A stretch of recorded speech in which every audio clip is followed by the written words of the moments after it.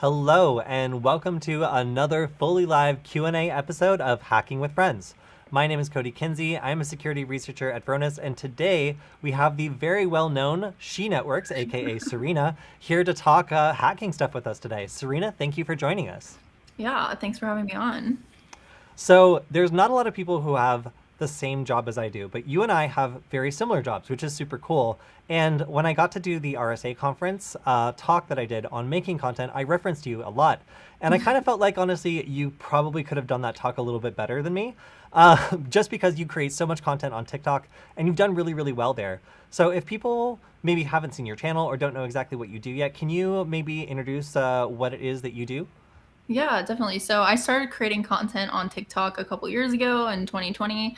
A lot of it is networking focused. Some of it is kind of comedy. And then I also did a lot of NetSec and then just more security focused content as well. So I talk a lot about just different types of technology news, different hacks. I'm very interested in like exploiting networks. So that's kind of where a lot of my focus goes. That's and super and cool. now I work as a pen tester at Black Hills. So yeah, that's how we have a very similar job. Yeah, so when I was first getting on TikTok and looking for content that could just like teach me something, your content was really the best content I saw out there for learning like a really digestible little snippet of like networking or like a security topic, like a certain attack, like how it worked. So I feel like a lot of people who maybe saw your early content or were just getting started on TikTok looking for hacking content probably ran across you because you were really one of the only people who was making these topics super fun, super digestible. And, I remember I learned a bunch about like DNS just from watching like, like a 60-second video of you explaining how a particular attack works. So as you've been making content on TikTok, how has that evolved? Because like, I see that you're not just making, tutorial style stuff anymore or just putting out little snippets. Like there's a lot of different things you're doing. What have you found is like really doing well on TikTok? I really like to experiment a lot, and I'm sure since you're familiar with posting on YouTube, there's a lot of like algorithm stuff you kind of have to bow down to. So the biggest thing is just hooking someone within the first 3 seconds. And so that can be very, very difficult. I think YouTube, it might be a little bit longer, but on TikTok, it's so easy just to like swipe up if you're not interested in some type of content. And so, yeah, it definitely changes over the time. The more that I learn and the more I experiment to see just like what people want to see, because I'm interested in learning. And if someone has a question or wants to know something, I love to like just dive into it. So I think like my followers really influence how I make content a lot of the time because they'll give me ideas and then, I'll go from there. So one just little comment from a chat, no questions yet, but one comment is from that pizza lesbian 69 pride flag is I Sick. love you, Serena. You got me, your content got me back into networking. And then Adam also says that, let's see, that CTF tip on IP to decimal helped me out a lot. Thanks. So you've got some Yeah. fans in the audience. Thanks. Yeah, no, I would love to do more CTF tips, especially as I'm learning. I'm like, oh, this would be so cool if I knew this before. So like if there's anything really cool that I think would fit into like a 60-second video, I want to like share that because I'm like, oh, this like really helped me and hopefully it can save people time in the future. So So yeah. I noticed you also do comedy and some other things that are not technical. I think a lot of people when they think about making content, they think, especially if it's about hacking, it has to be technical. And I've like myself as a content creator have found it really hard to just like push that myth away and be like, this doesn't have to be technical. It can be funny for people who get the joke, or it can be funny like in a way that kind of leads new people into wanting to get the joke. Like what kind of like non-technical content have you been working on, and like what do you think? Why do you think that does so well? So I guess it depends. Like a lot of my funny stuff is also sort of technical related, but it's not like you're learning anything. It's just something that's relatable because I feel like there's this pressure to take yourself very seriously in this field. But sometimes it's like we all do these mistakes. Like, why are we lying and pretending like we don't accidentally like restart the wrong server once. Like that's never happened. Sure, okay, whatever. Like why are we pretending that we don't Google? So for me, I just like to find stuff that's relatable, that other people find funny, but also so that new people don't feel so intimidated. Like, oh, I have to know all these things and I have to be perfect. And it's like you really just have to be willing to learn and forgiving yourself by making a mistake here and there. So Oh, we have a question from I don't know, I've seen this screen name before somewhere. Make it hackin'. Um, Yay. what's the best hack you learned on TikTok? The best hack that I learned on TikTok. Well, I would say my friends the Tell Me You're a Hacker, which is Make It Hackin's video, but the one where it was how to bypass a paywall on, I don't know if it was the New York Times or which website it was, just by like adding a period, I think before the API request. So that was really cool because, like, dang, I had no idea. And since then, it's become a lot harder to bypass paywall. I love that one though, because anytime there's like a critical piece of information, it's like the middle of the pandemic, you see like a scary article and then you have to pay for it. Like tips like that really come in handy. Yeah, it's so interesting. And then it also kind of gives you an idea of what's happening on the back end. Like learning that like the API request starts after like the little question mark in the URL, and just like understanding what all of the separate information in a URL means is cool. And then you learn how to exploit it and you're like, okay, this is really cool. So I think that's just fun to learn and do things that you're not supposed to be able to do, right? I think that's why a lot of people are attracted to hacking. It's because it's like nice, like, haha, figured it out. So, All right, so this is a question we get a lot, but it's for you. What operating system is your favorite to work on?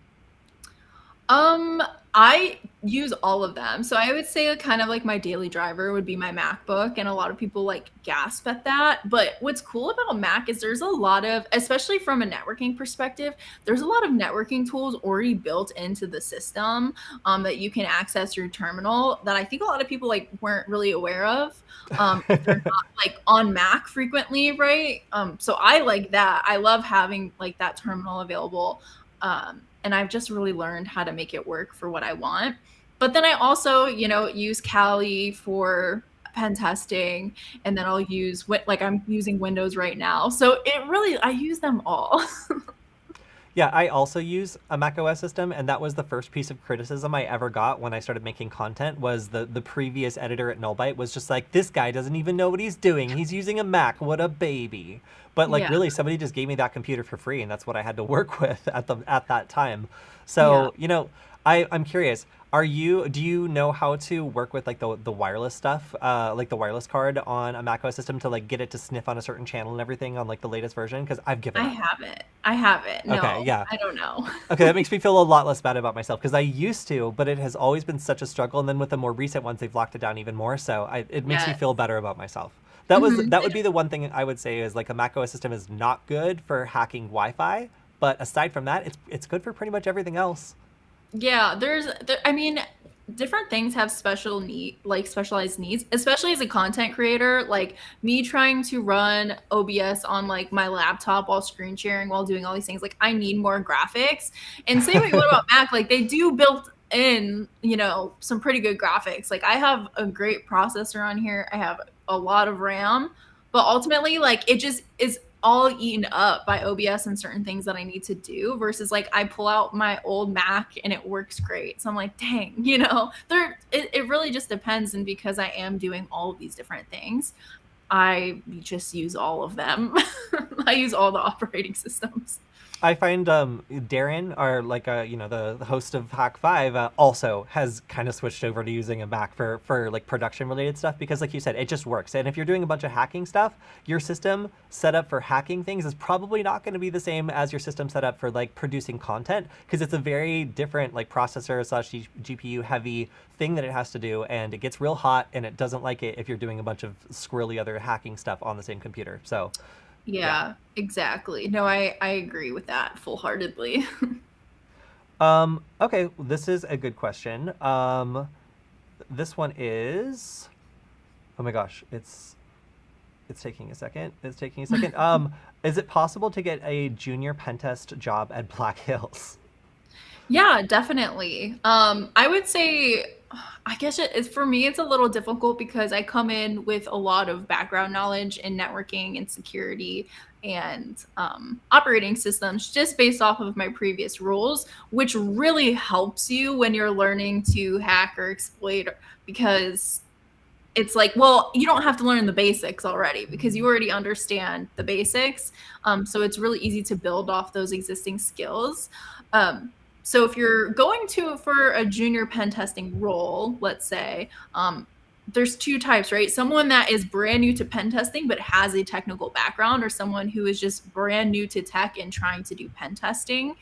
And it's going to be much more difficult the second option, right? Because you're going to have to not only learn all of the basics and even more advanced topics, and then you're going to learn the testing part. And so it really just it depends on what your background is, because I consider myself a junior tester, but I don't necessarily have a junior background in tech. Right. Right, because you came into it with a lot of background information from another career that sets you up to already be really proficient at a number of different things that a beginner would probably have a really hard time with. Exactly. It's a lot to digest at once, right? So even I struggle with certain things. For me specifically, a lot of code, I hate like for that's just something I need to do more frequently. Coming from like a networking background. Hmm. So here's a question that I actually don't know very well. What's a safe way to analyze malware without infecting the rest of your network? Oh gosh. I might not be the best person to ask. What I would typically do is, have your computer on a different network, to analyze in a VM so that it's something that can be deleted if it gets infected and ransomware, and you just delete or spin up a new, VM or copy that VM. There's some things like what's it called? Just like escaping from your hypervisor or escaping the VM, but that is far more advanced, I would say, than a lot of basic malware. That's not typically like it's not really typically what they're going for when they're building this malware. So, just using a VM, and that's majority, I think, what people do. Yeah, my job is also not, decompiling like malicious programs or anything. So like I use a VM, make sure not to connect it to your Wi-Fi, maybe isolate it as much as you can, but really Yeah. like a lot of like modern viruses will also like check to see if they're in a VM or something. So it's really tricky. Like if you're dealing with a super advanced program, then like it's going to be hard. Like much harder than like an average person just getting started would probably be able to navigate. But if it's simple, then just a VM that's isolated is probably your best bet. Yeah, for sure. And like I know some people just have their own laptop specifically that is just for, malware analysis, and that's its own profession and job on its own, right? Like either creating or just analyzing reverse engineering malware, which is not something that I do, Yeah, unfortunately. yeah. Me neither. This is something you might know a bit better, which is what's the worst outcome from a BGP? Is that Border Gateway Protocol? Do I get a point? Yes. Okay. What's the worst outcome from a BGP attack, like a BGP hijack, for example? I find that stuff pretty interesting. Real back-end networking. Wow. Yeah. Yeah, speaking of BGP, I think if you're in Canada watching this, Canada's having some internet outages today that people were DMing me about and asking questions. And I was like, it's either DNS or BGP. That's when there's a significant portion of the internet that goes offline. Those are usually the two culprits. Hmm. With BGP attacks, BGP was not written in a time where they thought a ton about security and how to exploit the internet because the internet was so much smaller, right? So you use these protocols, and it's basically an honor system that you're like, hey, I'm not going to advertise routes or these networks that I don't have control of.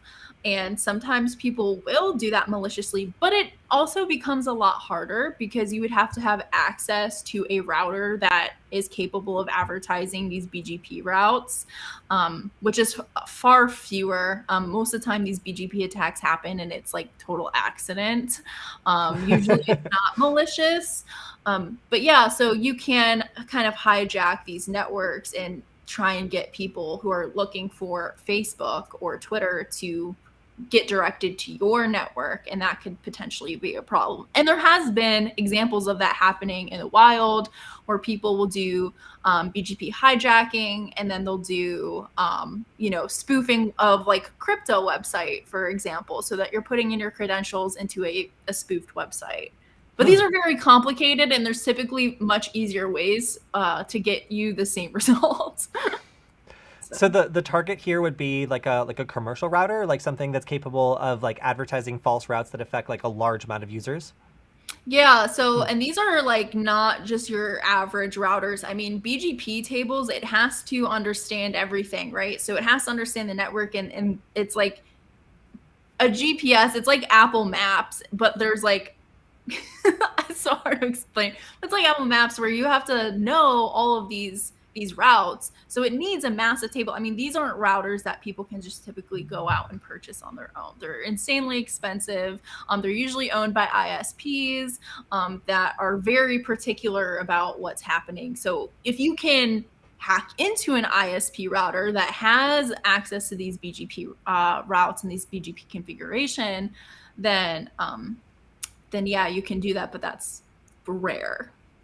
Yeah, but it sounds like a devastating attack. I guess the short answer to that question would be internet service outages in Canada, right? Like, or something to that effect. Yeah, so like the last big BGP thing that happened was when Facebook had that super long outage, and it's because there was an update that happened, and it seemed like it was if I recall correctly, it was an automated update that wiped out their BGP tables. And the reason that it took so long to get it back online was because it also cut off internet access to their campus and everything, even like badging into the data center. You needed to have that access, and it couldn't do that. So people couldn't even get into the cages or the data center. And that's what caused the outage to be happening for so long. But again, that was an accident. It wasn't really malicious. You really typically don't see large scale network attacks unless it's a DDoS, and that's just because of how the internet is set up. Yeah, so one question was, is this the same as a DDoS? And obviously, no, this is a totally different type of attack. Yeah, I mean, so I guess if you want to think of it as like, sure, if you're doing BGP hijacking, in a way, it is kind of denial of service, but not in like the typical sense where you're overloading a network. A more targeted overload of somebody's network to deny them like their switches and routers can't process that amount of traffic that quickly. But this, in a weird way, could, I guess, be considered a denial of service attack because you aren't getting the service that you want. So maybe, yeah, I feel like there could be a good argument for that potentially. So one question, pretty easy to answer probably, is what's your YouTube channel? Oh yeah, my YouTube channel is just SheNetworks. You can also find me on Twitter at not SheNetworks, and there's a link in my bio. Someone already has the SheNetworks username that I can't. I try to contact her. She stopped using it in like 2015, so I'm like, I will literally buy it from you. I should do a bound. No, that would be bad. But I don't want to encourage. I just want to ask her. No. Ask her politely if I could have it. It's okay. I'm in the same place with our hack cat, HAKCAT. Somebody grabbed that one and then abandoned it, and the negotiations are going nowhere. Yeah, that happens a lot. I know on Tumblr they have kind of like username abandonment where if you don't use a username or don't log in for a certain time, your username can be taken and given to somebody else. And I'm like, oh, why doesn't Twitter do that? Because there's so many just like abandoned accounts that like the person might not even have access to anymore because they don't know the password or their email or whatever. So, yeah. All right, so I wanted to ask a little bit about what you have been working on with Stardust, if you want to talk about it, because it's a really interesting project you've been tweeting about, and anybody that's following you will probably be pretty familiar about what's been going on and what the concern is here. But I really like it when, like sometimes companies will make claims that aren't fully substantiated, and the people who lose out on that are the consumers. So when us security researchers get to do something good for consumers and point that out if it's happening, I always think it's a good thing to show. So do you want to talk about Yeah. yeah. Definitely. So, I 100% agree with what you just said. And I think that is frustrating when companies do like security theater, right? Where they say these things and use these words that like majority of people don't really quite understand. Even like encryption alone is a complicated subject. So a person that doesn't really have a technical background at all could hear that word and be like, oh, it's totally safe. Like that's what encryption means, but that's not what encryption means. Especially, it really depends on how it's implemented, if it's encrypting data at rest, in transit, or in use are typically like the three different ways that you can be encrypting data. So basically what happened is obviously people are very concerned about their health data that's being stored in applications that they use, because this health data is not protected by HIPAA, right? And so you really are, when you're putting in this health data into these applications, you're trusting that the company is doing the right thing with it, correct? So recently, last year, there was another company called Flow, which is a competitor to Stardust, and they just settled an FTC lawsuit because they never fully admitted it, so legally, but they did settle, right? So they were sharing your data with companies like Google and Facebook, but they were not disclosing that they were sharing this data with them. And that's a problem. A company should be 100% upfront about what they do with your data, how they store it, if they are making money and selling it. And I know a lot of technical people are saying, well, that's obvious. If you're not paying for the application, you're the product. And to be fair, like it's not super obvious to people who aren't technical. So I think like as technical people with this knowledge, we should be politely educating people on this so that they can be safer, right? So about a month ago, this new app called Stardust started kind of playing on people's fears about potentially interference with government and health data, and just people's fears about not keeping their information private. And they started using terms like, oh, well, your data is completely safe with us because we implemented end-to-end encryption. Mm-hmm. And I was like, oh, all right, but that's not really telling me a whole lot, because for a health data app, in this case, a period tracking app, who's the other end of this health data? Like, who am I one end and you're the other end? And in that case, you're using that term incorrectly.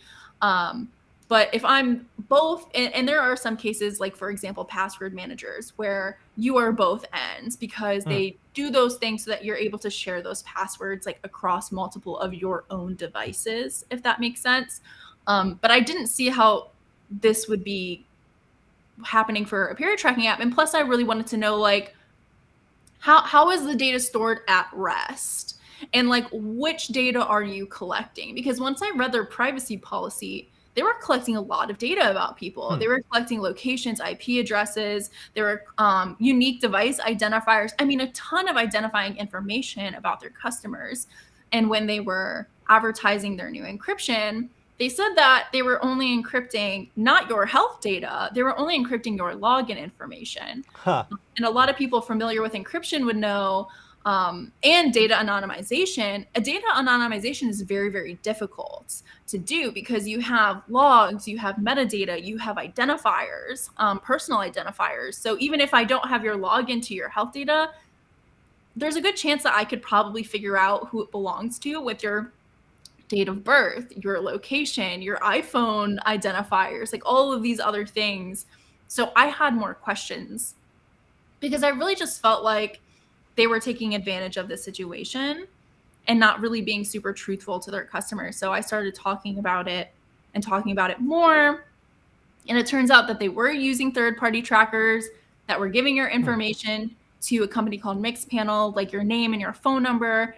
the mix panel was logging everything that you were doing in the application. And so obviously that became a problem, and Vice and TechCrunch had picked that up. And it's still happening right now, and it's been really crazy. But this is a good point that like these companies might be lying to you, right? They might not be super truthful about what they're actually doing with your data. Sorry, I'm gonna grab some water. Yeah, so this is actually like in the press right now. That's crazy. The fact that like this company is now getting in trouble effectively for making a bunch of claims that once you take a look at it, like I don't think their app could possibly work and also deliver this advertising data, to these partners if it did what they're saying it does, right? Well, one, they don't have advertisers. And so the other question that I had, like, how are you making your money? Because they say we don't sell your data, but they don't take donations like Signal does. And they didn't have any paid features or versions. So there's some, like, I think Proton will subsidize the free versions being able to function because there's enough paid users to subsidize the free version as well. So I was like, how are you making money to store this massive amount of data that you're collecting anyway? They still have not answered that, how they're doing that. The other thing is, like, if you're not selling this data, why would you need it to be unencrypted? Like, you would think just like a password manager, you would encrypt all of the data in total. So yeah, I still have a lot of questions. They had relaunched their application on the Google Play Store, and the Google Play Store, similar to Apple, has the developer put out information like what they're collecting if they're using third-party trackers. And they noted on the Play Store they do not collect third-party trackers and they do not collect customer data. You can run that through Burp Suite and figure it out very quickly that both of those are a lie because they're using third-party trackers like Mixpanel and they are collecting your data. And the real kicker is this encryption key that they use for your encrypted data, which is still a little confusing to me on how they're actually encrypting the data. The encryption key gets sent back to their servers. And you can see it in the requests using Burper's app. So I was like, oh my gosh. So that's something I really wanted to also ask. I feel like a lot of people maybe have similar suspicions about other apps that they're using. What tools did you use? Just Burp Sweep and OWASP Zap to kind of take this apart and see what behavior was actually happening? Because that's super fascinating to me. Yeah, so you can actually, there's a couple different ways to do it. The way that I was running it through was using Burp Suite on my computer, but I was proxying through my iPhone. So I would set up the proxy on my iPhone, and then the data would appear on Burp on my computer because we're using like the same Wi-Fi and stuff. So, and you have to download like the certificate, and there is a few steps, and it is a little confusing to set up for your first time. But this is a great way to kind of check to see what data is leaving your phone, the responses that you're getting, where it's going. And, that's how we saw that, one, you can recover the encryption key with your security questions, which are not encrypted further than TLS. And then, in the response data from the post request that we sent to recover a key, we got the encryption key. So it's like, right, like you're claiming not to store it, but we're getting it back. And somebody had mentioned, and this is a good point, that maybe those security questions are used to create that encryption key. But in that case, like they had 5 options for security questions. And then of course you can lie on your security questions, right? But it's like, most people don't know that. Most technically, like if you're not technically advanced, you probably don't know, but it's like, what's your mother's maiden name? It's like, okay, I think a cop could figure out your mom's maiden name with enough time. Like, I don't think that's a big secret. Or like, what city were you born in? Like these are very easy questions. What elementary school did you go to? It's like, if you know where they grew up, that's easy. You just look it up. It's not that hard. There's like how many options?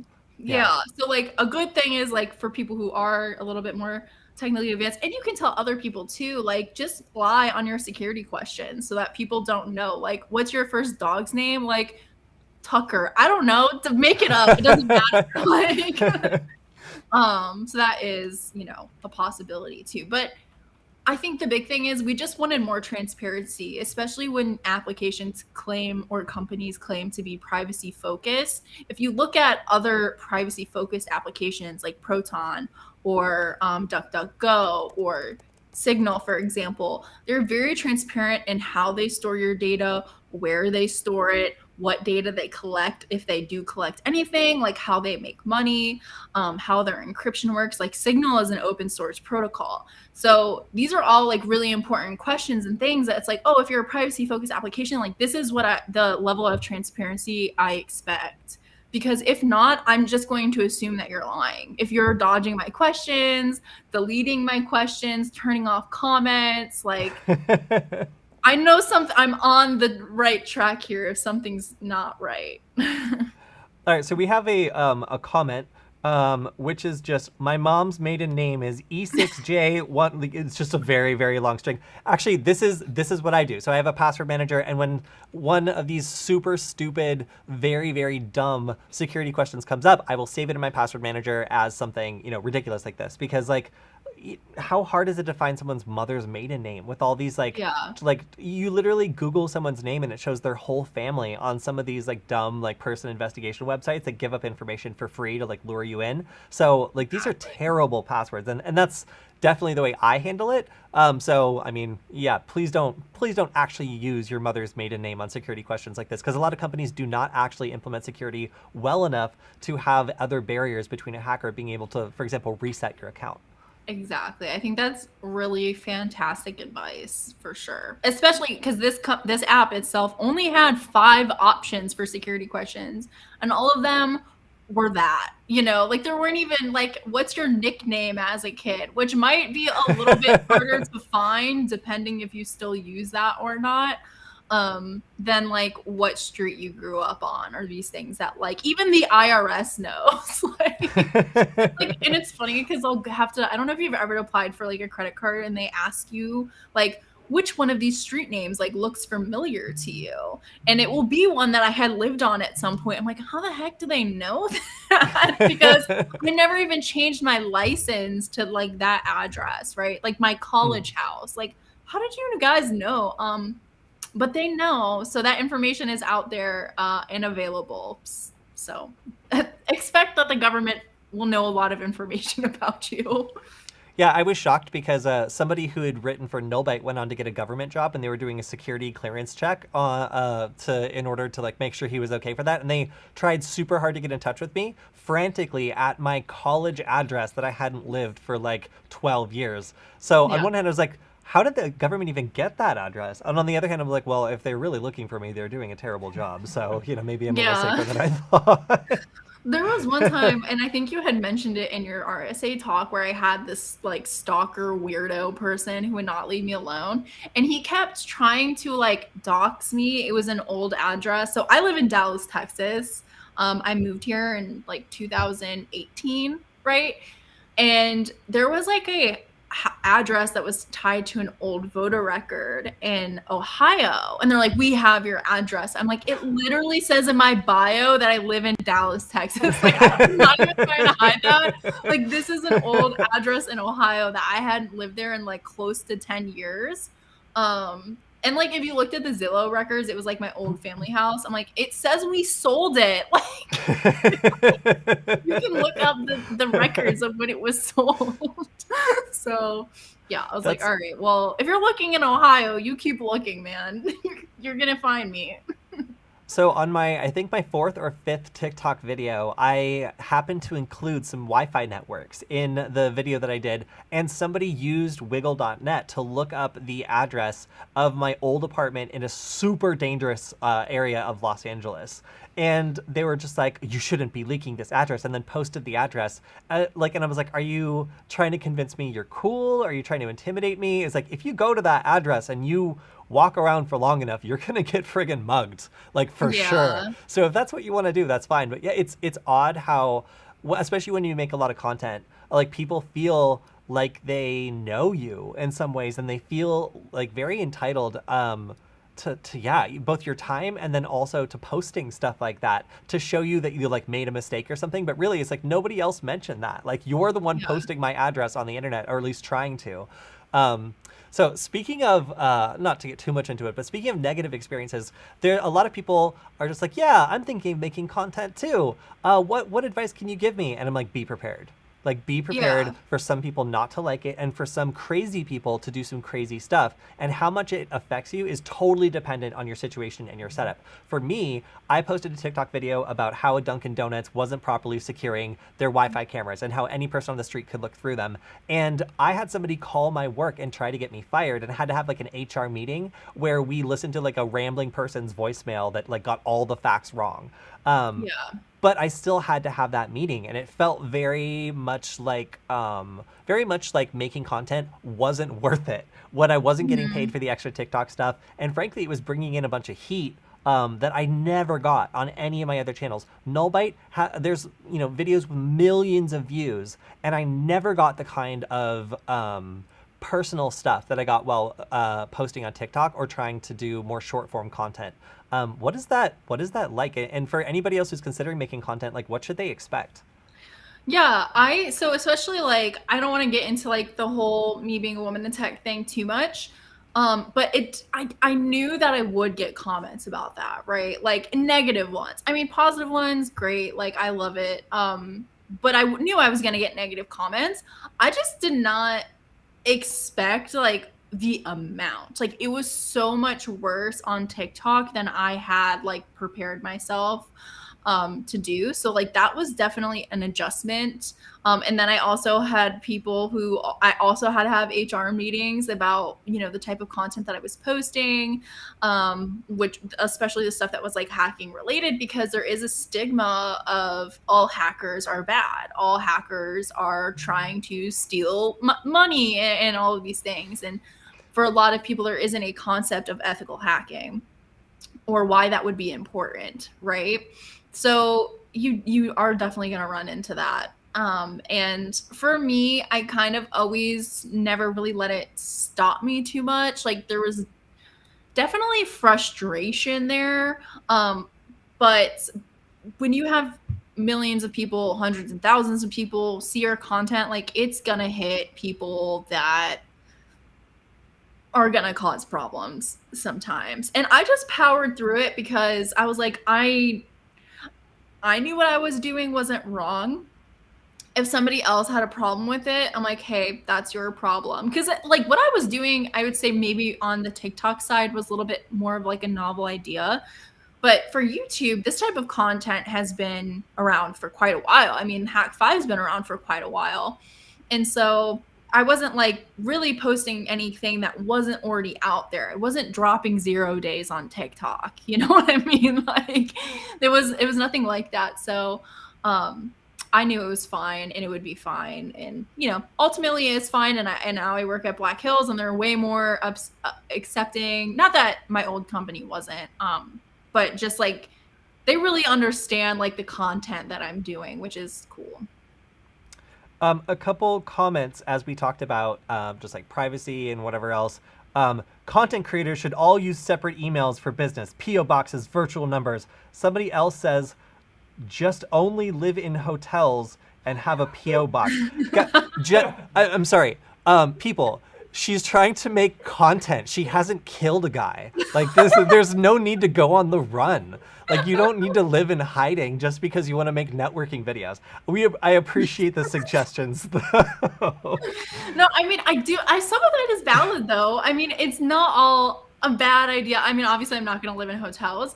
But be careful. Like I do have a PO box. I do have a separate email. The other thing that I did before I started making content was I changed all the email addresses that were associated with all of my social media accounts and banking accounts to an email address that I never gave out to anybody, no company, no nothing, so that hopefully, it wouldn't end up in a data leak or something like that. Like it was just a email address that nobody had aside from the like my Twitter account that I logged into and different things. So like there are certain things that I definitely did and do recommend to other content creators. Having a PO box was nice, for sure. And, having a separate email address, mainly because I'm like, I just like stuff to be separate anyway. Yeah. But yeah, there's some things you could do. I definitely won't be living in hotels then. Not that like I probably wouldn't have a good time doing that sometimes. So one question was, do you think it has something to do with the TikTok algorithm, like who it would suggest content to? Like my perspective, honestly, is TikTok like A/B test stuff with people all the time. So if it finds Mhm. people that have a strong reaction to it, it really does not matter if that strong reaction is outrage, where they fly to the comments and type out like a heated, harassing thing. It doesn't care. It doesn't like. I don't think that It's TikTok engaging. can like really Yeah. cares whether or not it's getting good or bad reactions. It just wants to show it to people who will react strongly to it and engage with it. And like most of the time that's exactly what you want. But some of the time I know for my videos, I would get people who were mentally ill, and especially people who had symptoms of like paranoid schizophrenia, who like see conspiracies and patterns and stuff, would find my OSINT stuff. And Mhm. because they would react so strongly to it, the algorithm would like force feed them, Maltego tutorials and stuff that I would do. And I would end up with this like, kind of like fringe audience that really believed like the post office was stalking them, which obviously is very sad, but they're using, tools that are going to turn up troves of, for them evidence that they can kind of string together. And it makes things worse, honestly. So there Yeah. are definitely dark places that the algorithm can push your content because the people react to it very strongly, but it's not at all in the way that you intended when you made the content. I would agree with that for sure. Especially with the paranoia piece, where I think for me, at first I'm like, this seems like infosec or security or hacking attracts like a lot of people that have like these very paranoid tendencies. But it's almost because like it's like, see, this can happen, and it's like it can, but you also have to like understand that this is just it's not like it's normal, right? Like you're gonna find security flaws and things and stuff like that, and it doesn't need to be a greater conspiracy than like someone just like did not know how to code this properly when they did it. And so that's it. But it can play into people's paranoia or attract people that might have those tendencies. So I will say that I do see that a little bit more frequently with especially like the security focused content. Yeah. Yeah, it's interesting. I mean, the algorithm is definitely a double-edged sword. I know I Mhm. get my content taken down all the time, even if it's not technical. Even if it's like comedy content, it'll sometimes be taken down. Is that something that you face as well? And is that something that people who want to make content on TikTok should be aware of if they're doing it around cybersecurity? Yeah, I mean anything on TikTok. I mean, they rely so heavily on AI and artificial intelligence to remove content and different things, which obviously can be abused by people who just don't like you, and they want to make your life miserable because for whatever reason they're like, I don't like that thing you said, and I'm going to take it personally and try and ruin this thing for you that you like or get this video taken down. So luckily I've had all of my videos restored that do get taken down. But it is annoying, Yeah. obviously. But yeah, you have to be careful because I mean, for me, like 60 seconds, I think anything hacking in 60 seconds, you're obviously not going to get the full picture. Like you might walk away with a better understanding on how this thing works. Does that mean you're going to completely be able to replicate it on your own? No, because there's usually a lot of like time pre-production that happens before you're able to actually make the video.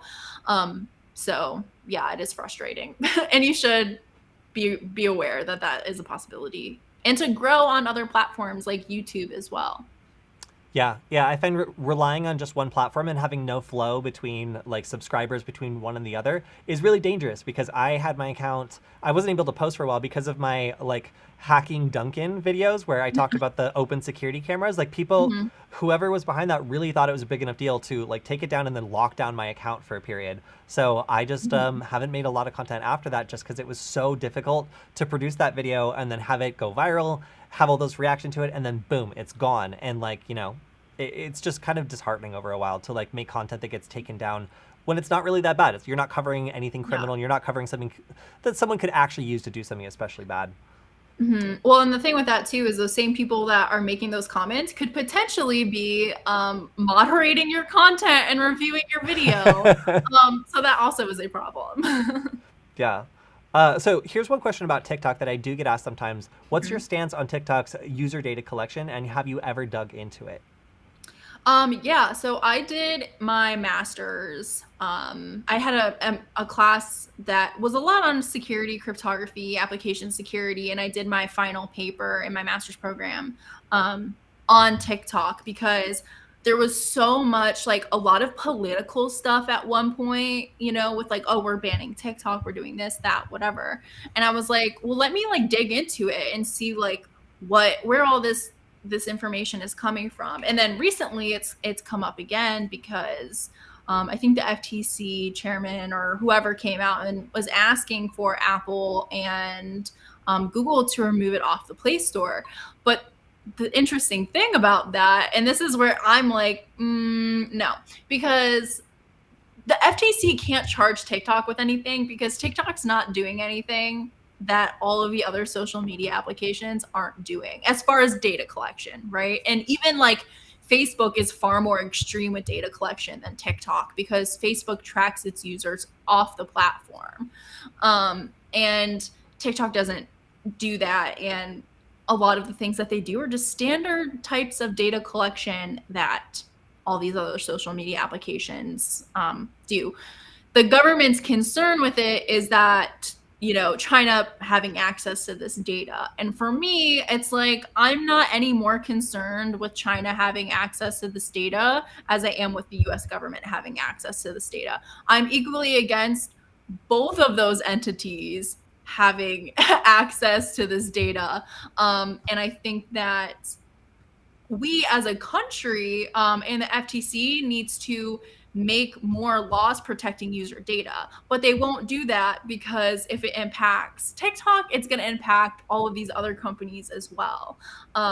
So that's my take. I want stronger privacy protections and data collection protection for all of these social media applications. And I view TikTok as the same risk level as I do Facebook or Snapchat, Twitter, any other thing.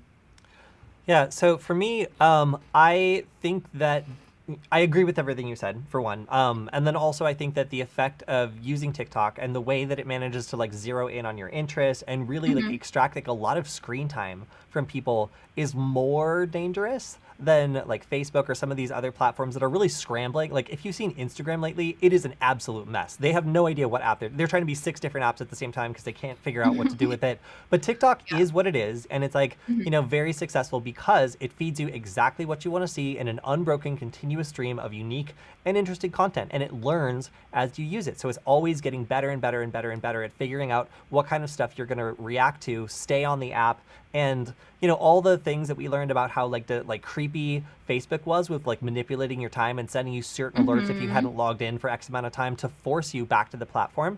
Like TikTok does that in abundance, and it's targeted at young people. So like I definitely have some qualms with making content on TikTok, just because like I don't think it's the best platform to be on all the time. So like strictly limiting the amount of time you're spending on it, or just being aware of the fact that like when you are looking into it, it is also looking into you and learning about you and potentially learning how to sell you something at your most vulnerable moment, just the way that Facebook does too. That's really my big concern with it, is like I think all these social media companies have an incentive to learn an obscene amount of information about you and then sell that data to someone who wants to make you do something, usually purchase something. Yeah. And that's really the core thing that I don't like about it. That being said, I think there's a lot of trash content on TikTok, and making content on it that's good can be easier on other platforms because not a lot of people have learned how to do short form content, because it's hard. It's really hard to be engaging and learn how to like keep people and do it consistently, even with no reward or even punishment.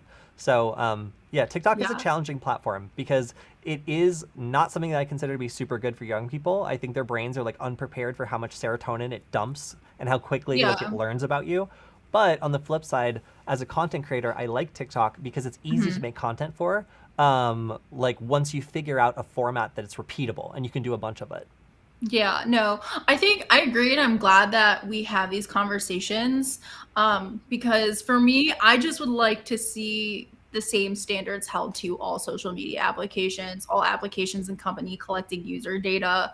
I really like how Europe has the right to be forgotten, where you can just email all of this company, and if it's operating in the European Union, they have to remove your data like it doesn't matter, right? I Mhm. would love that here, especially because it's like, oh, like I want my MySpace completely gone, but MySpace got like chopped up and resold, and it's like all it's just so weird that like it's like, oh, I can't log into my account. There should be a way, another way for somebody to be able to get their data removed, and I think we should be talking about that a lot, right? I think we should be having these conversations, and I would like to push them into making privacy a more concern for all of the companies, even the US ones. So, Yeah, definitely. Right now, it's definitely easier to get away with abusing people's personal data in the United States and making a huge profit off of it, which is why, like, on Instagram today, I saw like an ad for like a dash cam, and it's like, mhm. you get paid a small amount of money to just drive around with this dash cam. Don't worry Yeah, about what we do with it. It's like, are you a surveillance company that's capturing license plates and selling it to the government, or like what right. are you? Like, how are you Yeah. funding this? And they're like, don't worry about how we make money. You get a free dash cam. And So it I'm just gives these like, companies incentive to like lie to you or mislead you. I mean, going back to Stardust, it's like, why do you need that data if you're telling me that you're not selling it? Like, how is it valuable to you outside of a way for you to make a profit off of it? So these are super important questions. I think these companies should be uh, held to a higher standard, all of them, including TikTok. So. oh my gosh, here's an interesting question I haven't considered. What happens when social media companies replace influencers with computer programs? There's at least one computer influencer already. Um, this is actually kind of fascinating because I was just thinking that with what TikTok learns about you, it could probably Mhm. just generatively create short clips of content that it knows people would like. It's like, oh, you like cute animals, and this other thing, and then just kind of like be able to, the same way that Dolly is like generating like still images just based on Mhm. prompts, like be able to figure out stuff a user likes and then create short realistic looking content that like is engaging but is like tailor made for you, which is like its own scary echo chamber with like the fabric of reality starting to tear apart at that point. Yeah. Well, I mean, this is a really interesting question. And look at how different content is on TikTok versus YouTube. Even just like, I'm really interested in social media and influencer culture. And like for YouTube, I don't use YouTube a ton, but I will watch videos like I'll watch a Mr. Beast video, sure, but I enjoy the interview with Mr. Beast more than his content. And that's not like no offense to him. I'm just curious of like how he got to this point and all this stuff. And I'm much more interested in like the culture surrounding these social media platforms. But I think the thing that would be missed with these like AI influencers, and right now they're entertaining and they're fun, but they're going to miss a human component, right? Where it's like they're going to miss these quirks and these things that humans have. That kind of like on TikTok, you've like probably seen a TikTok where you're like, wow, I do that all the time. Like I did not know all of these other people do it too. And it adds this like element of relatability and like humanization that I think that AI would miss. Mm. So it's going to be super interesting to see how it plays out for sure. And I think that it is possible to make some really cool content with it. Will it be able to completely fill the gap? I don't think so. I'd agree. I would agree. Um, we have one comment. Uh, I think this is supposed to be, come on, Kody. That's the Hive Mapper. Crypto. If you can explain to me what the business model of having... No, Michael's raising his hand. I don't want to hear it. You're relegated to cryptozoology. I don't want to hear about cryptocurrency. Actually, never mind. That response just made me realize I don't want to learn what it is at all. It makes money somehow, and I'm sure that the business model is shaped like this. All right, all right. So we're kind of running towards the end of our time here. Mhm. Thank you so much for coming on. This was super fun. I call the show Hacking with Friends because literally I just want to hang out with my friends and get paid to just talk to people I enjoy talking with anyway. So I Yeah. really appreciate you coming on. It's been a long time since we've been like talking now, ever since like Los Angeles. Yes, for sure. I know. I need. Well, now probably I'll see you at DEF CON, so I'm very excited. Yeah. Yeah, definitely. So if people want to follow you, I know a lot of people have been maybe coming in a little bit late and wanted to know where they can find all of your content. What's the best way to keep in touch? Probably the best way would be Twitter at not SheNetworks. And then in my link in my bio, it has links to like my YouTube and my TikTok and all of that stuff. So that will be probably the best way. I would say I'm most active on Twitter because it's the easiest. But that's where I really like, and you can follow like my Stardust conversations and things like that as I'm kind of just like following along. Because I think it's a really interesting case about health data and privacy and applications. So if you're interested, that's mainly what I've been tweeting about recently, but occasionally I'll have like a joke or something. Cool. All right. Well, if you didn't get your question answered today, you can always post it on the video that's going to be on Hack 5 as well as the Security Forward channel. Somebody just asked, what does FWD stand for? Four-wheel drive? Yes, our show is called Security Four-Wheel Drive because we're rolling over threats. I don't know. I would need more. I would need more time on that one.